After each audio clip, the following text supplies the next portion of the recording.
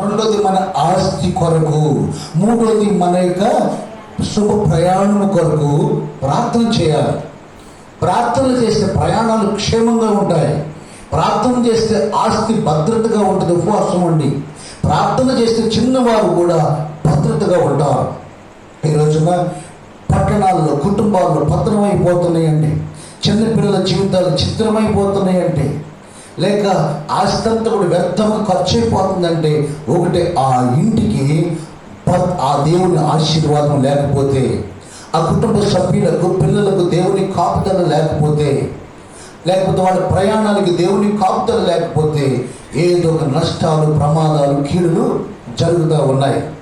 దేవుని బిడ్డలారా, మనందరూ తెలుసు, బైబిల్లో ఇశ్రాయేలు ప్రజలు ప్రయాణమై వెళుతున్నప్పుడు 40 సంవత్సరాలు ప్రయాణం చేస్తున్నప్పుడు ఆ 40 ఏళ్లలో వాళ్ళకి ఎంత శుభప్రదమైన ప్రయాణం జరిగిందంటే కాలుకి వాపు రాలేదు, తాము వేసుకున్న బట్టలు మార్చిపోలేదు. దేవుని దీవెనలు ఉంటే బట్టల మీద ఆశీర్వాదము, దేవుని ఆశీర్వాదం ఉంటే దేవుని బిడ్డల వారి యొక్క శరీరానికి నొప్పులు, రోగాలు, తెగుళ్ళు అనేవి ఏమి కూడా పనిచేయవు. అందుకని ఎసరంటున్నాడు, యెహోవా సన్నిధిని ఉండి ఇలిగెత్తి ఏడుద్దాం, ఉపవాసం ఉందాం, ప్రార్థన చేద్దాం. మరొక లేఖనాల నుంచి దేవుని బిడ్డలారా ఒక వాక్యంలోకి వెళ్ళే ముందుగా అలాగే 28వ వచనంలో చూద్దాము. వాళ్ళు ఏమని అడుగుతున్నారో చూద్దాము. అహరోను మనుమడును ఎలియాజు కుమారుడైన ఫినెహాసు ఆ దినములలో దాని ఎదుట నిలిచేవాడు. ఇశ్రాయేలు మరలా మా సహోదరులైన బెన్యామీనులతో యుద్ధమునకు పోదుమా మానుదుమా అని యెహోవా యొద్ద విచారణ చేయగా యెహోవా ప్రభువు అంటున్నారు, వెళ్ళుడి, రేపు నీ చేతికి వారిని అప్పగించేదను అని సెలవిచ్చాను. అనండి ప్రభు అంటున్నాడు, ప్రార్థన చేస్తే యుద్ధానికి వెళ్ళండి. వీళ్ళు అంటున్నారు, యుద్ధానికి వెళ్ళాలా వద్దా? ప్రభు అంటున్నారు, వెళ్ళండి, రేపు వాళ్ళని మీ చేతికి అప్పగిస్తాను.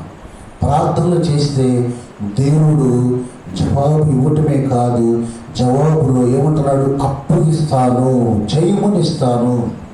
మనం గెలవాలంటే, పరిష్కారం దొరకాలంటే ఉపవాసం ఉండి ప్రార్థనలు చేయాలి. ఏ సంఘములు అయితే ఉపవాసాలు ఉండవో, ఏ సంఘాలు ఎవరి జీవితాలు ఉపవాస ప్రార్థనలు ఉండవో, ఏ పట్టణాల్లో అయితే ఉపవాస కూడికలు జరగవో అక్కడ దేవుని సహాయము సంపూర్ణంగా రాదు.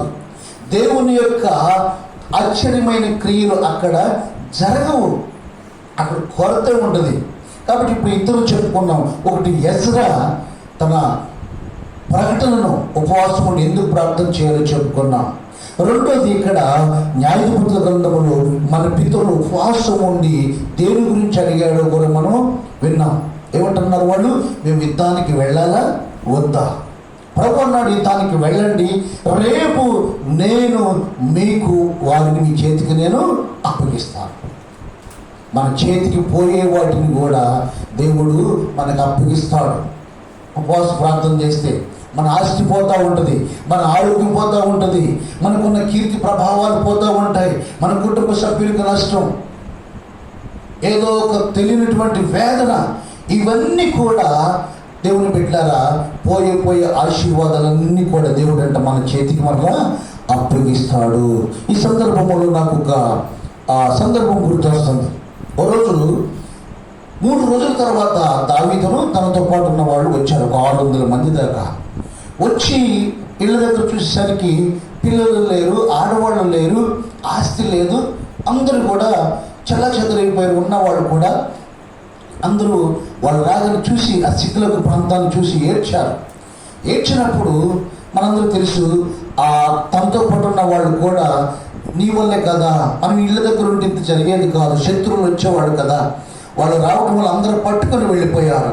ఇప్పుడు ఏం చేద్దామని తమను తాము ఏడ్చుకుంటూ చివరికి దావీదు మీద రాళ్ళు ఎత్తి చంపబోతే అప్పుడు దావీదు దేవుని బట్టి ధైర్యం తెచ్చుకొని ప్రార్థన చేస్తారు, ప్రభువా ఇదిగో వాళ్ళు వెళ్ళిపోయారు, చెరపట్టుకుని వెళ్ళారు, ఆస్తిని, పిల్లల్ని, స్త్రీలను వెళ్ళమంటావా, వాళ్ళు తరిగితే మాకు దొరుకుతారా లేదా అని ప్రార్థన చేస్తే ప్రభు అంటాడు, వెళ్ళు, తప్పనిసరిగా నీ వారిని నీవు దక్కించుకుంటావు. దేవునికి స్తోత్రం చెప్పండి, హల్లెలూయా.